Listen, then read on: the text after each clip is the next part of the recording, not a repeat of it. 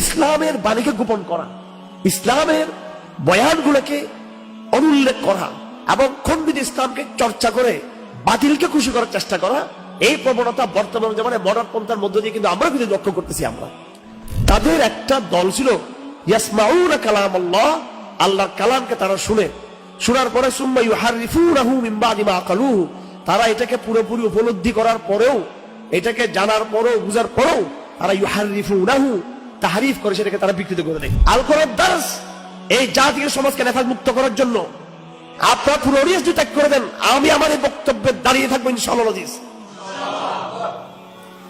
ঘরে ঘরে নেফাক ঢুকছে, আপনি প্রত্যেকের বুকে হাত দেন, আপনি আমি হাত দিচ্ছি, নেফাক কাছে গেলে দেখেন। অন্যদের কথা বাদ দেন, আমি আমার অডিয়েন্সকে সন্দেহ লাগে, আমার নিজেকে সন্দেহ লাগে, আমার ডেনে বাবা সন্দেহ লাগে।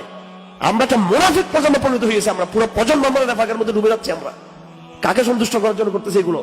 এই বিকৃতি, এই দজ্জালি ফিতনা, এগুলা ইহুদিদের ফিতনা। আপনি কোরআনে বিরোধিতা করতেছেন, আপনি ইসলামকে ভুল ব্যাখ্যা দিয়ে আপনার ইসলামের সমস্ত নীতিকে যেরকম আছে সেরকম হাজির করতে হবে জাতির সামনে।